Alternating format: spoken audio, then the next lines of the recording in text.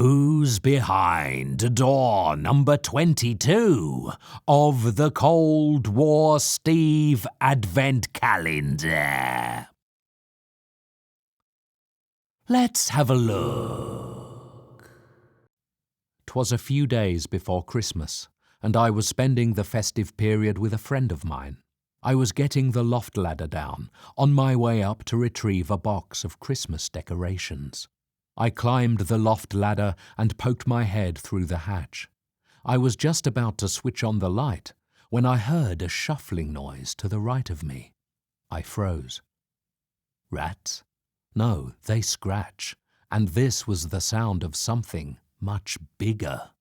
Slowly, I leant forward and pulled the light cord. The bulb flickered on, but a lot dimmer than it should, whilst at the same time making a buzzing sound.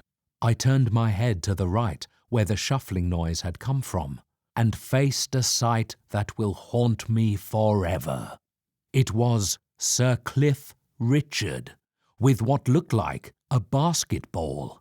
Our eyes met, and mine widened in fear as Cliff began to sing, "Christmas time, mistletoe and wine." I tried to block my ears with my hands, but his terrifying warble wound its way into my ears and into my mind like wisps of evil smoke. I looked at the basketball that Sir Cliff was now passing between his hands, only to face the horrifying realization that this was no basketball. It was a human head. Sir Cliff stopped warbling and turned the head in his hands so that I could see its face. And its face was mine. I screamed out in shock and absolute blood-chilling terror. How could this be? I lost footing on the loft ladder and fell from the darkness of the loft to the light of the landing, hitting my head on the banister, and entered darkness once more. Suddenly, I awoke in a small bedroom. I was lying on the bed in my friend's spare room. But my view was obscured by a life-size Cliff Richard poster that had come off the wall and landed across my face. Thank God for that, I thought. It was just a bad dream. I pulled the Cliff Richard poster away from my face, swung my legs off the bed, stood up, and walked out into the landing. I heard a shuffling noise from the loft hatch above me.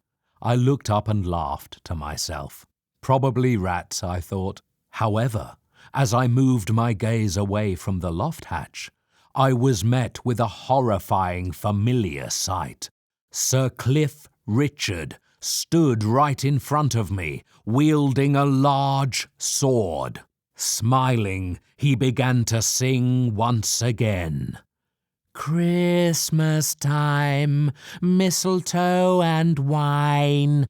I was frozen in fear as Sir Cliff Richard swung the sword, which cut my head clean off.